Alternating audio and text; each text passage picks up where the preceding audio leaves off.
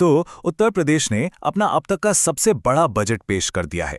लेकिन ये जो बड़े बड़े आंकड़े हैं, इनका आम आदमी के लिए मतलब क्या है?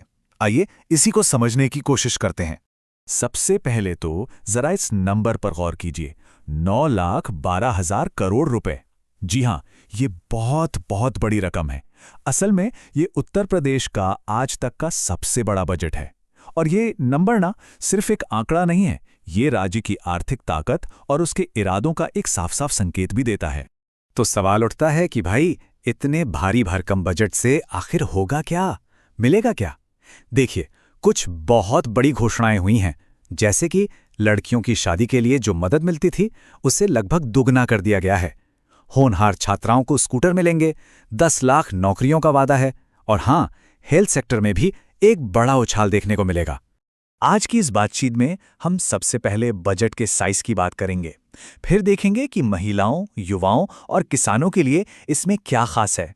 इसके बाद स्वास्थ्य, शिक्षा और इंफ्रास्ट्रक्चर पर जो बड़े ऐलान हुए हैं उन्हें समझेंगे, और आखिर में उन उम्मीदों पर भी एक नज़र डालेंगे जो शायद पूरी नहीं हो सकी।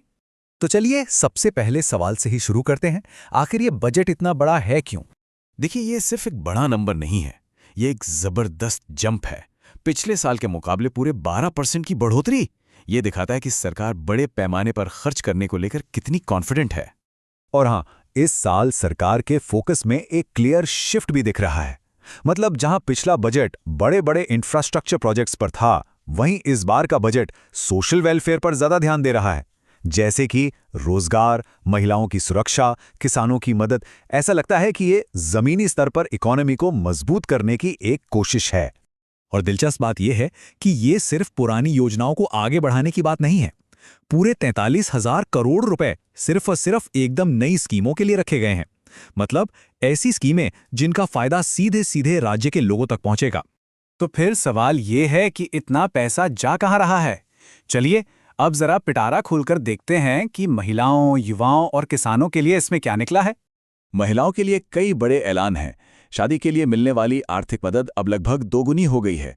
होनहार छात्राओं को फ्री स्कूटर मिलेंगे। और सिर्फ इतना ही नहीं, सुरक्षा के इंतजामों को भी और पक्का करने पर जोर दिया गया है। अब बात करते हैं युवाओं की। 10 लाख नौकरियों का बड़ा वादा है। फ्री टैबलेट और स्मार्टफोन वाली स्कीम भी चलती रहेगी। और जो लोग स्पोर्ट्स में इंटरेस्टेड हैं, उनके लिए भी अच्छी खबर है। खेल के इंफ्रास्ट्रक्चर में भी जबरदस्त निवेश हो रहा है। किसानों के लिए भी कई अहम घोषणाएं हैं। आवारा पशुओं की जो एक बहुत बड़ी समस्या है, उससे निपटने के लिए फंड रखा गया है। साथ ही सोलर पंप जैसी योजनाओं से मॉडर्न खेती को भी बढ़ावा देने की कोशिश है। अच्छा, महिलाओं, युवाओं और किसानों के बाद अब आते हैं सोशल इंफ्रास्ट्रक्चर पे। मतलब हेल्थ और एजुकेशन के सेक्टर में क्या हो रहा है। हेल्थ सेक्टर में एक बहुत बड़ा एक्सपेंशन प्लान है। 14 नए मेडिकल कॉलेज खोले जाने हैं। इससे राज्य में टोटल मेडिकल कॉलेज हो जाएंगे 74। और ये कॉलेज बनेंगे पीपीपी मॉडल पर, यानी पब्लिक प्राइवेट पार्टनरशिप, जिसमें सरकार और प्राइवेट कंपनियां मिलकर काम करेंगी। एजुकेशन सेक्टर में भी काफी कुछ हो रहा है। 3 नई स्टेट यूनिवर्सिटीज बनेंगी। गोरखपुर में एक नया सैनिक स्कूल भी खोला जाएगा। और हाँ, टीचर्स के लिए कैशलेस मेडिकल फैसिलिटी का भी ऐलान हुआ है। तो सोशल इंफ्रास्ट्रक्चर तो हो गया। अब बात करते हैं फिजिकल इंफ्रास्ट्रक्चर की। मतलब सड़कें, पुल, शहर, ये सब जो आज भी बजट का एक बहुत बड़ा हिस्सा है। अंदाजा लगाइए, पूरे बजट का करीब करीब 1/4 हिस्सा, 25%, ये सिर्फ और सिर्फ इंफ्रास्ट्रक्चर डेवलपमेंट पर खर्च होगा। इससे साफ पता चलता है कि कनेक्टिविटी और इकोनॉमिक ग्रोथ सरकार के लिए आज भी कितनी बड़ी प्रायोरिटी है। और इस पैसे से होगा क्या? गोरखपुर से सहारनपुर तक एक नया एक्सप्रेसवे कॉरिडोर बनेगा।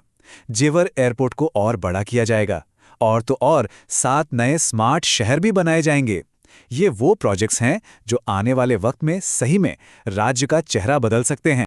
तो इतने बड़े बड़े ऐलान, इतनी बड़ी बड़ी योजनाएं, सब बढ़िया है, लेकिन एक सवाल मन में आता है, क्या इस बजट ने वाकई हर किसी की उम्मीदों को पूरा किया है?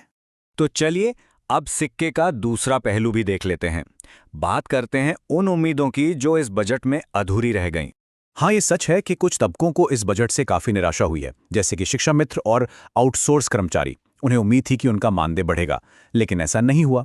विधवा, विकलांग और बुजुर्गों की पेंशन में भी कोई बढ़ोतरी नहीं हुई और 60 साल से ज्यादा उम्र की महिलाओं के लिए फ्री बस सफर की जो मांग थी वो भी इस बार नजरअंदाज कर दी गई।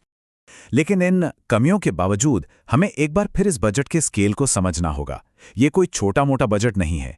उत्तर प्रदेश का ये बजट पाकिस्तान, श्रीलंका और थाईलैंड जैसे कई देशों के पूरे नेशनल बजट से भी बड़ा है। इससे अंदाजा लगता है कि हम किस लेवल की बात कर रहे हैं। अब सरकार का इस पर क्या कहना है? उनका नजरिया बिल्कुल साफ है। मुख्यमंत्री योगी आदित्यनाथ के शब्दों में कहें तो ये बजट पिछले 9 सालों से चल रहे विकास की कहानी को आगे बढ़ाता है और ये कानून के राज और असली विकास की गारंटी है। तो इतने बड़े बड़े वादे, इतना विशाल बजट, इन सबके बीच असली सवाल तो यही है कि 1 साल बाद उत्तर प्रदेश कहाँ खड़ा होगा? ये 9 ट्रिलियन रुपए का विजन हकीकत में कितना बदलता है, ये तो खैर वक्त ही बताएगा।